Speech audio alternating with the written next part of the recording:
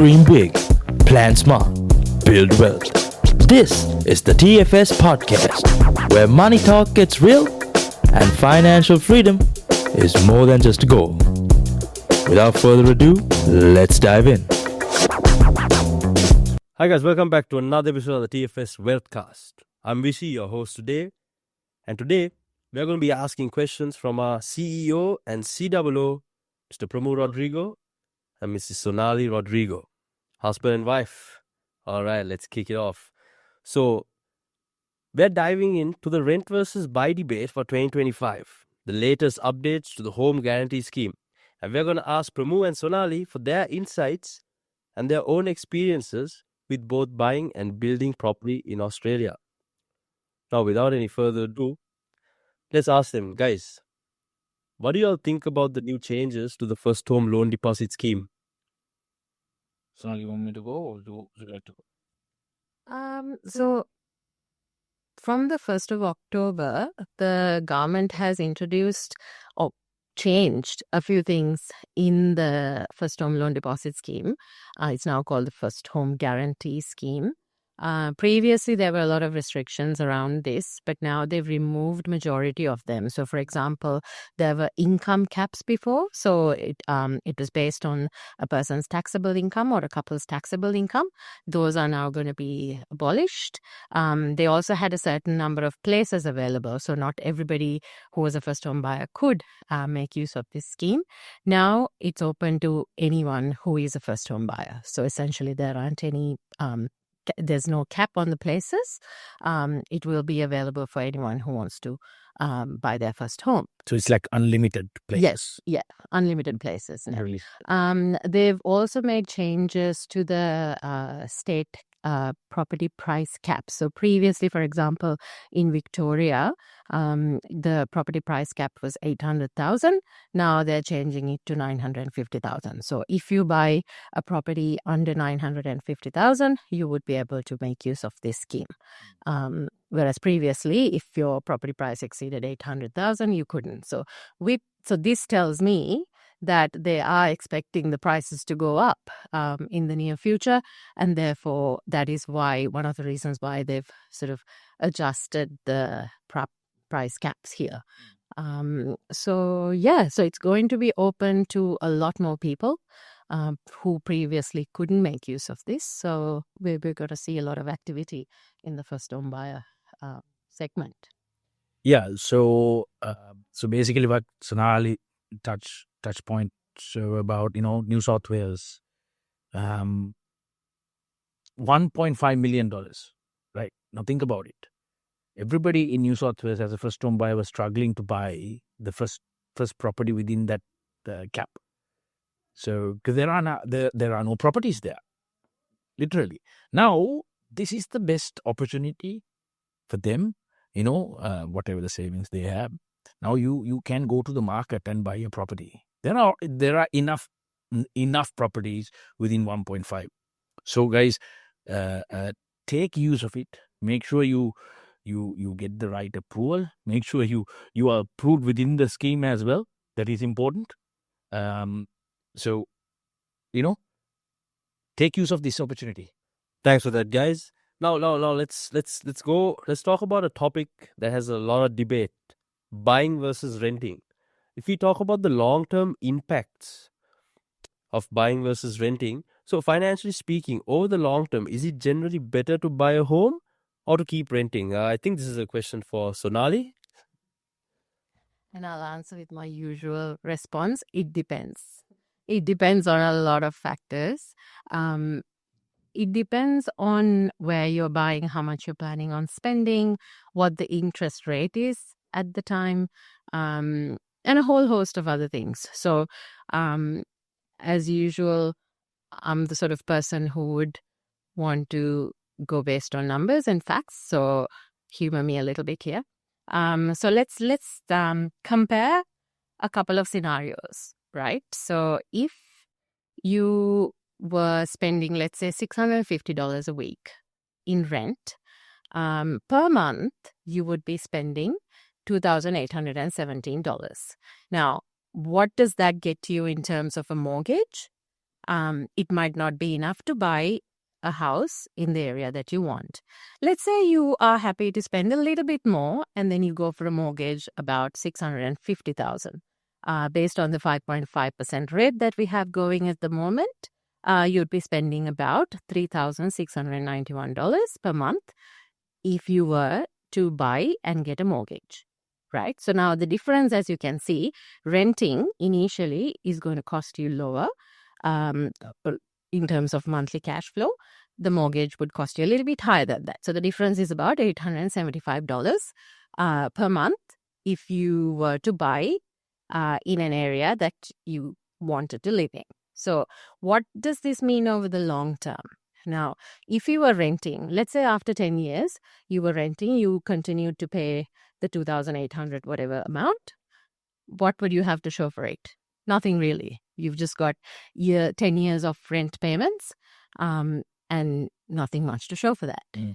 Whereas if you bought your own property, yes, you would have paid a little bit extra per month, about $874 extra per month. However, over the 10 years, assuming even a very conservative growth rate of 5% per annum, your property would be giving you equity over $400,000, right? So when you really think about it, a difference of $870 a month will give you a massive leg up after 10 years of over $400,000. Now, over 10 years, is that something you can save up? For a lot of people, the answer would be no, right? So if you look at, obviously in this scenario, you're way better off buying.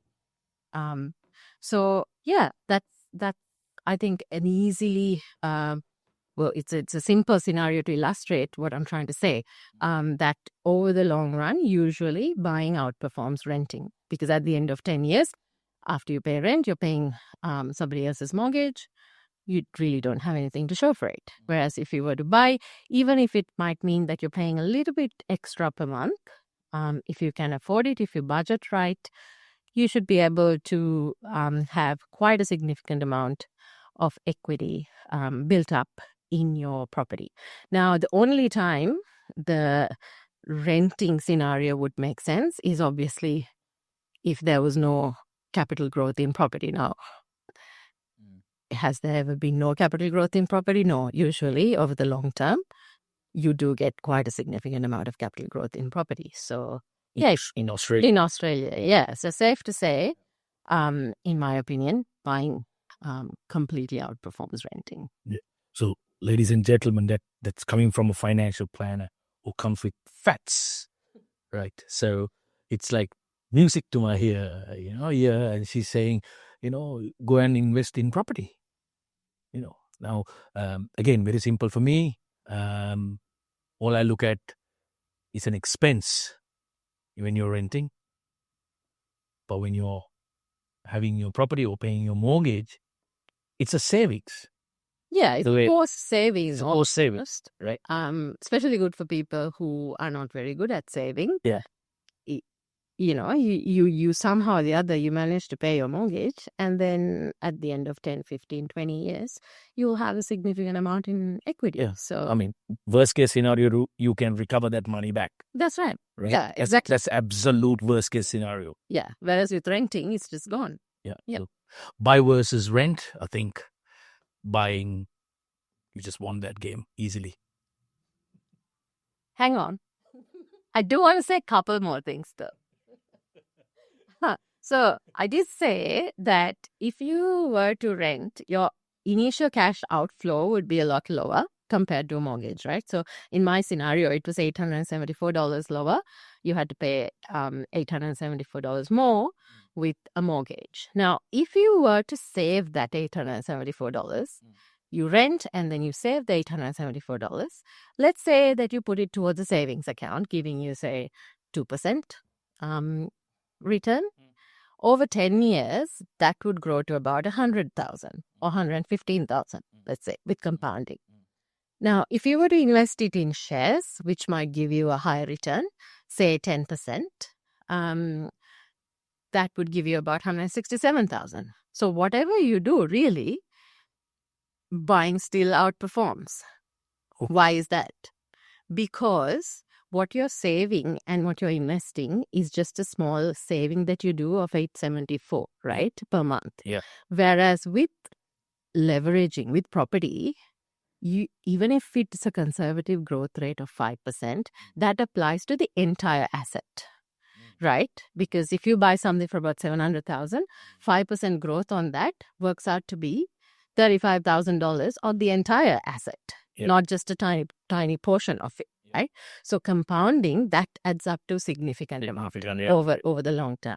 That is why, no one ever really got rich saving money. You have to invest. Yeah. Right? And you have to invest in the right assets to sort of give you over the long term the equity position that you're looking for. So, yeah. So Sonali, now as a first home buyer, instead of renting, it's better to buy, right? So it's clear, guys. Now the next level up is pretty much when you using that equity and start building properties within your portfolio, right? You can start building other investment properties under your personal names, your company names, trust, the list goes on. So imagine the compounding growth after 10, 15 years, you could possibly acquire for yourself. It's a crazy amount of numbers we're talking about here. For sure. For a very small amount of deposit to enter to the market and the ability for you to become, is it fair for me to say, Sonali, financially free at a level when you retire in property? Yeah, you have to be smart about how you go about it, though. That's what we always say to our first home buyer clients, right? So, what you want to do in the first property that you buy, it's your first foray into the property market, right? So, we see a lot of customers who want to put everything and anything that they ever wanted in a property in their first home, which, sometimes doesn't bode well for the future. What you want to do in the first instance is, now the government has a lot of incentives going on. They have, obviously, we talked about initially the no LMI scheme, which we call the first home guarantee scheme, where you only need a 5% deposit to get into the property market as a first home buyer. They also have in most states savings on stamp duty. So you don't have to pay stamp duty if you're a first home buyer, as long as your property purchase is under a certain threshold. Yeah. There's also first home buyer grants available. For example, in Victoria, we have 10,000. In Queensland, we have 30,000. So, this is what we did when we got into the property market initially. At the time, I think they were giving us $20,000 as first home grant. I think we missed out when we started. When we were thinking about buying, I think they were giving about 40,000. Yeah. It came down to 35. We couldn't get the deposits fast enough. Yeah. So But we got 20,000 20,000. first homeowners grant. I believe that's the one. Yeah. This is free money. That's right. This is the money from the government. We all pay taxes, right? Now, this is one of those opportunities that you get as a first home buyer To get something back. From the government. Yeah. So, yeah, absolutely. So what we always say is make use of all of the available grants and incentives as a first home buyer, right? So if you do have money saved up, even if you can go for something that is above the thresholds, I would advise you not to. Look at this as an investment tool, a foundation to build on for the future. So your first home, as much as it is a lifestyle choice, it should also be an investment tool, right? Yeah. So, so that's, that's what we did. So our first home enabled us to get into our second one. And then using the equity, we've, built on from there, right? And that is partly because we didn't overcapitalize for the area, right? Yeah. What I mean by overcapitalizing is, if What do you want me to explain that overcapitalizing? No, I think I will be the best person to explain that. Yeah, being a woman, I guess we kind of want to have, a lot most of things in the first house, Yeah. right? Yeah.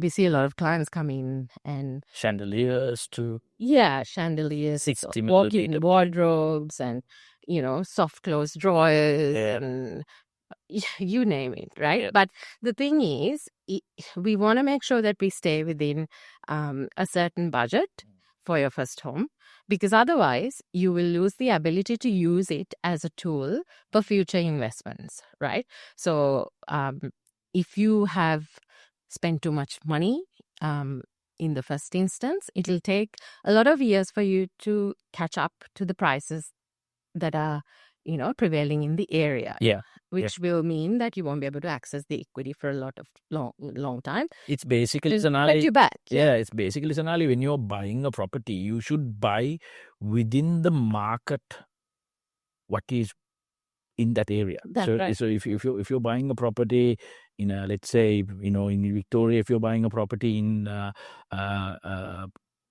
hypothetically speaking, let's take majority of people these days, first home buyers buy in Officer, right?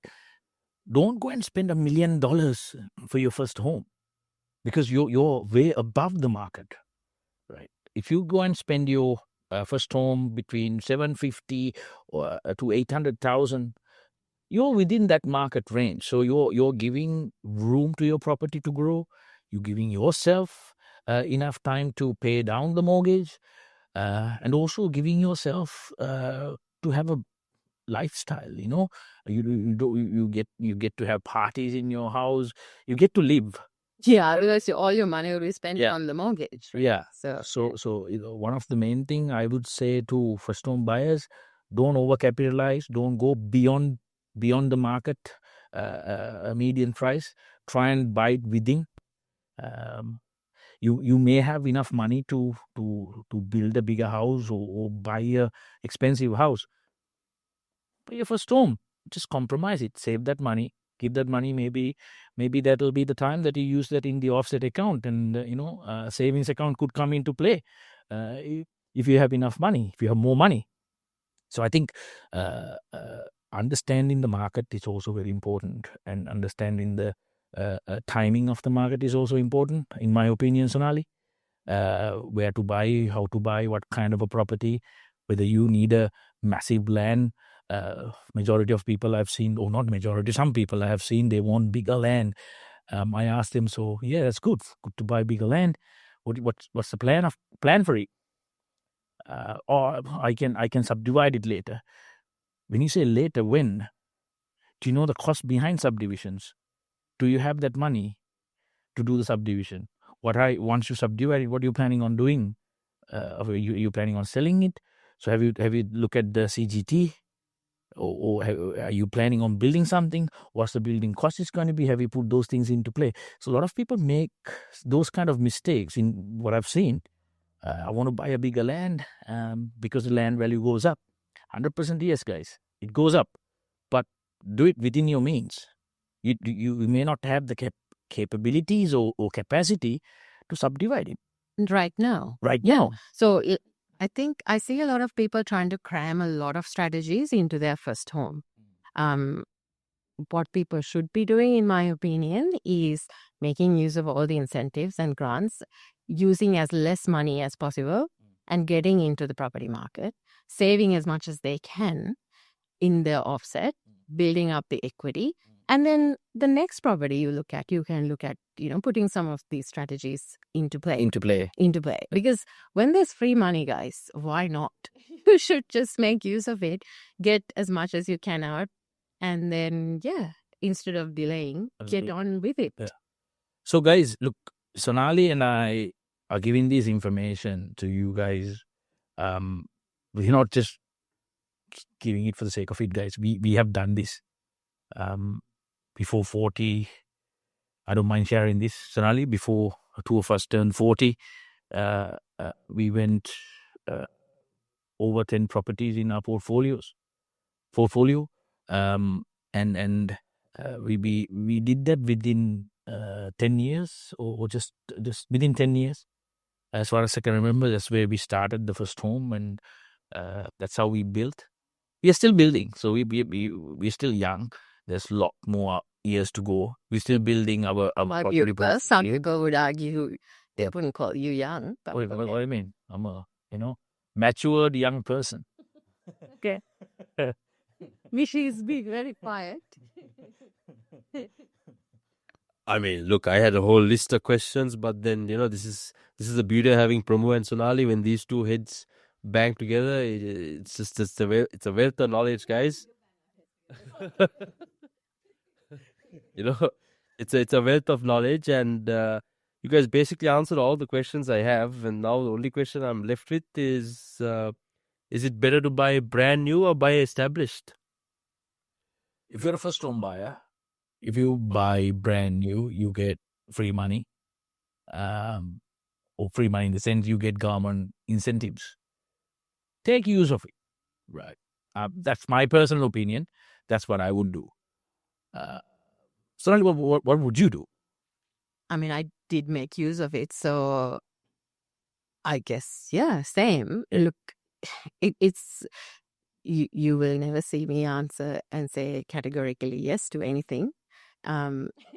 It does depend, but yeah, majority of the time, if you can get incentives, why not? And then you can decide what to do with it later on, from there on.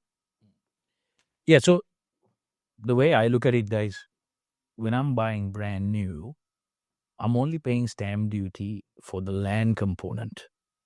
Right. And if it's a first home buyer, you don't even pay majority of the time. Exactly. So if you're a first home buyer, no stamp duty most of the time, right? Unless you buy a land that is above 600,000, but hardly people do that. In Victoria, yeah. Yeah, right. So I look at it, pay the minimum possible amount you can, build the best property that you can, put it to the market. You stay there for, I don't know whether it could be in a year or it could be 3 years. Stay there and then look at it as a converting that property as an investment. I look at it that way. Yeah, us too. I think a lot of people, I think statistically speaking, 50% of people move out of their first home within the first 10 years, apparently. 50% you? Yeah, in Australia. So while we go into it thinking it's going to be our forever home, it rarely is. I think we moved out of our first home in the first 2 years. 1.5 years. So it made financial sense for us to do it at that time, so we did. So that's why we say, just remember, it might not be your forever home. Majority of the time it is not. So that's why we say don't overcapitalize. Make use of all the incentives you can.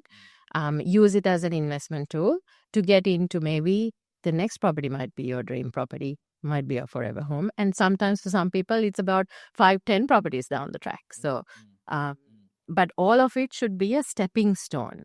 It should lead to growth. It should, get you to a higher place than where you started. I think that's the bottom line for me personally, right? So you shouldn't be stepping back and taking, one step forward, 2 steps back. It should, get you to a better place for yourself and your kids. Basically, folks, what Sonali is trying to explain to you guys is, there's no point of going through all the hard work, building your first home or buying your first home, waiting or paying the mortgage for the next 2-3 years time, and you sell that and buy another property because you wanted to upgrade, and that's all you can do.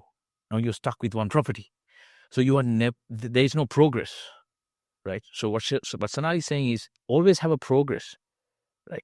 So once you have that progress, that has so much of other benefits.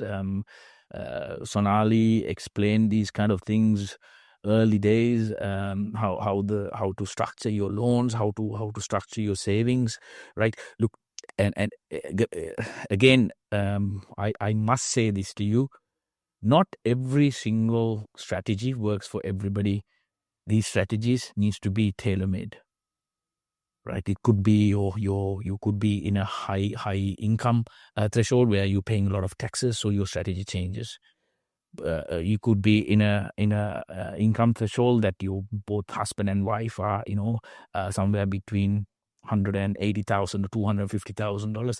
The strategies change. You may have 2-3 kids or 4 kids, You may have certain goals to send your children to private schools, right? You want to live a very relaxed life. You want to travel the world. You want to see things as a family. So everybody, pretty much everyone has a different kinds of goals. So the strategy changes when those goals have been laid onto the table. So it's not every single strategy works for everybody, right? Yet please understand that my strategy, my Sonali strategy that we did for ourselves, we went to multiple properties before we turned 40. Doesn't mean that strategy works for you, because our situations were different, and the way our risk appetite was different, and luckily Sonali was there to take some of my quick decisions were not quick because of Sonali. She made sure that she always used to tell me, okay, you sleep on it and we'll talk about it tomorrow morning. And there were quite a few where you didn't remember the next day. Quite a few properties I didn't buy because I forgot about it. So something better came the next day. So luckily I had a partner who was switch on, who explained certain things, and who also kept me in the line that where I should be. The sounding board, really, right? And that's what we usually do for our clients as well, Correct. right? Correct. You kind of had to sound it out and see what works, what doesn't work. Yeah. Does it work for a particular person or a couple? Yeah. So, yeah. I think that's a lot of information for you guys. I really hope that we shared this information to you guys to make that decision in the correct way, especially when the first home loan deposit scheme has changed, or home guarantee scheme has changed. I mean, they're changing these things. Their names also change. Maybe they might change it. They might put another name. They keep confusing the market, But take use of it. This is a very good time. We are more than happy to sit down with you, share our story, and help you to achieve your goals. Talk to TFS, and if myself and Sonali is available, we will always will be there to help you to achieve your goals. Sonali? Yeah, for sure. Yeah. Well, there you go, guys. See, I mean, as you guys would have heard, didn't even get an opportunity to ask questions, because when these two heads bang together, the knowledge just keeps coming, and it's experience they speak from. So if you guys are looking for a mortgage broker, come to TFS, because you come to TFS, you get Pramu and Sonali. So with that being said, thank you guys for tuning in to today's episode, and we'll catch you guys on the next TFS WealthCast episode. Thank you all. Thanks, guys. Thank you for tuning in to another episode of the TFS podcast, where we turn knowledge into action and big goals into real results. Now, don't forget to like and subscribe and share this episode with someone working towards their next financial step. Now, with that being said, until next time, keep building.